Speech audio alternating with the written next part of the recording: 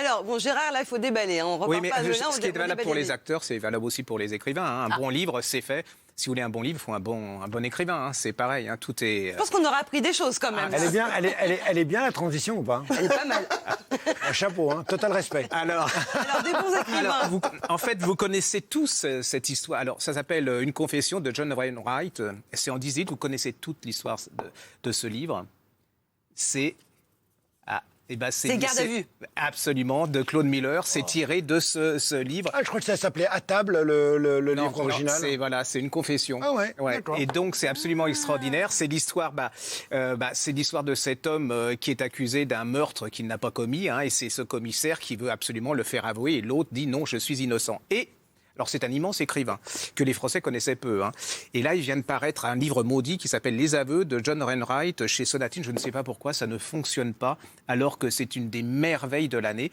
Alors, on se retrouve dans le même... Vous voulez dire que ça ne se vend pas très bien? Non, pas très bien. Alors ça va que changer c'est une... avec vous, ouais, je pense avec vous aussi. C'est une pure merveille. C'est-à-dire que là, on a un inspecteur. On est aussi dans un commissariat. Le problème, c'est que c'est un pharmacien qui arrive en Angleterre. Il dit « j'ai empoisonné ma femme ».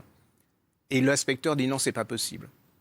Et là, pendant tout ce livre, vous allez voir le mécanisme. Alors il dit, mais pourquoi vous avez assassiné votre femme? Parce que je ne l'aimais pas, je la haïssais. Et alors c'est une espèce de... Il analyse le couple, c'est horrible. Si vous êtes en couple, ça va mal finir, me donne pas envie de me marier, hein, c'est horrible et tout. Et non, c'est affreux. Et alors, en plus, il y a une fille, et vous allez voir la fin. La fin, je m'en suis pas remis encore. C'est-à-dire, vous êtes là, vous dites, c'est pas possible qu'un être humain ait pu imaginer ça. C'est absolument incroyable. Et les aveux, tout est là. Tout est là. C'est un monument, hein, ce livre. Vous lisez les deux. Vous avez là, parmi les plus grands écrivains du XXe siècle, anglais, merveille. Voilà, j'en dis pas plus parce que je suis en dessous de tout. Et juste pour rester dans le cinéma, il y a Christian Destremaux qui a fait un Ian Fleming chez Perrin. Et alors là, c'est la découverte, l'analyse de qui était Ian Fleming, c'est-à-dire un être... Alors, c'est le parallèle entre James Bond et puis l'écrivain. Alors, il a des côtés sympathiques, il a des côtés pas sympathiques. Hein. Par exemple, des femmes, il disait, c'est comme les lampes, on les éteint ou les allume. Vous voyez, mais après, il est revenu sur le... Voilà, il a tombé... C'est moyennement délicat, on va dire. Oui, comme James Bond. Mais comme James Bond, voilà. Et il a fait exploser le roman d'espionnage anglais. James Bond il a changé après, il a changé. On va se calmer, il a changé. Maintenant, c'est Daniel Craig, il a changé. On aimait quand même Sean Connery, malgré tout. Ouais, mais Daniel, il est tendre. Oui, mais c'est Daniel.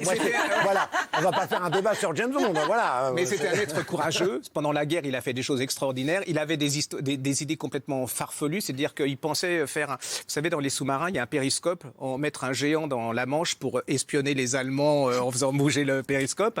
Et il ne croyait pas du tout en son James Bond. Hein. Il faisait ça...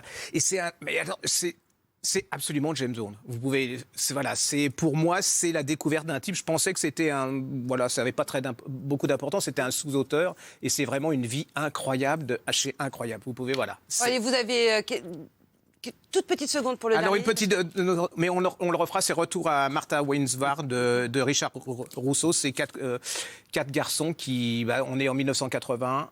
Il y a la guerre du Vietnam, ils se retrouvent en 2015. Il y a une jeune fille qu'ils adorent. Elle a disparu, c'est l'enquête. Le Vietnam, c'était avant 1980, non? Ouais. Oui, mais c'était en 1980 qu'ils se réunissent. Ah, d'accord, ok. Des vétérans. Voilà. D'accord. Mais je vous en reparlerai plus parce que ça mérite une émission entière, ce bouquin-là. Voilà. Rien de moins.